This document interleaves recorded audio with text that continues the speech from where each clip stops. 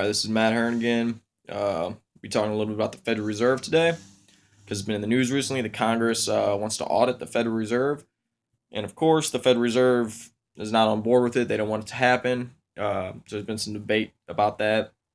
I've noticed the news is trying to make it like a public debate, like should we really audit the Fed and all that kind of stuff. But really, as far as the public is concerned, of course we should audit the Fed. There's anybody who says we shouldn't audit the Fed has no idea what they're talking about. And that's just a fact, unless they're Janet Yellen, the head of the Federal Reserve, or a sitting, member of the Federal Reserve. Those people, I understand why they don't want to be audited, probably because they've been involved in some shady stuff as far as their banking practices are concerned.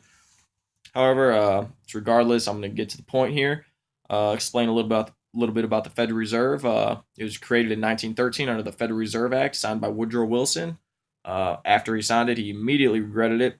It creates a central bank in America, which we had prior to 1913, and you can research it if you want. Andrew Jackson, took them out, outlawed them, or whatever.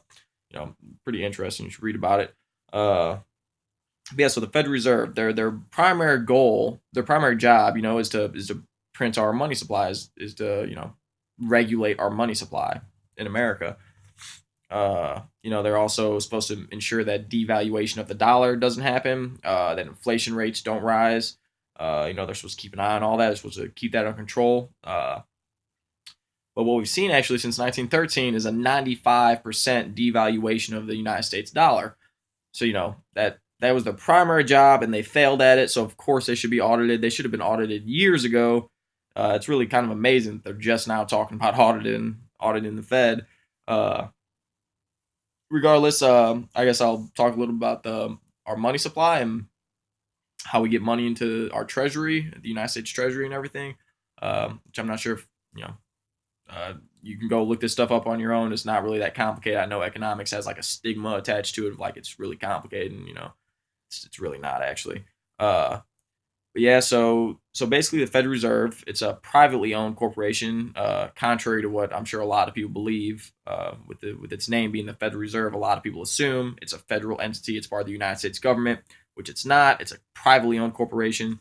And yeah, basically, how we get money from them is they loan us money, all right, at an interest, or with interest attached. So say we need $100 to fix a bridge or something. We'll say, hey, Federal Reserve, give us $100 to fix this bridge. Federal Reserve says, okay, here's $100, but we're charging you 1% interest or 2% interest, whatever it is. The interest rates change regularly. But yeah, so that's pretty much how we get our money supply. The Federal Reserve prints it and gives it to us. We put it in our treasury, and then boom, we have money.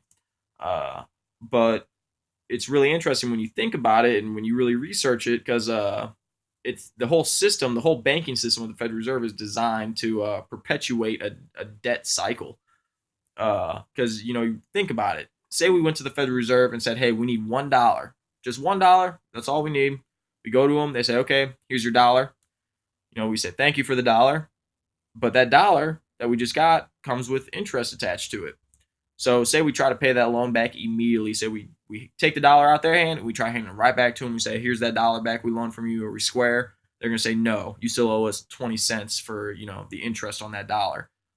Well, think about it. Where are we supposed to get the 20 cents from? If the only money we're getting is from the Federal Reserve, then there's no way we can come up with 20 cents to pay off the interest for that $1.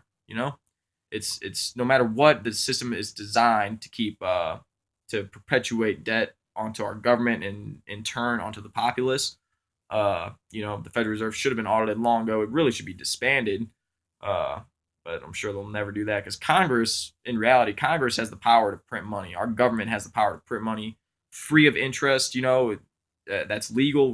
We're allowed to do that. But yeah, we don't. We get it from this privately owned bank that charges interest on. That doesn't make any sense at all, unless you're a banker. It's good for you. Yeah, that's pretty much it. That's pretty much all I gotta say about the Federal Reserve. We definitely should audit them. What do you think? I mean, it doesn't really matter what you think.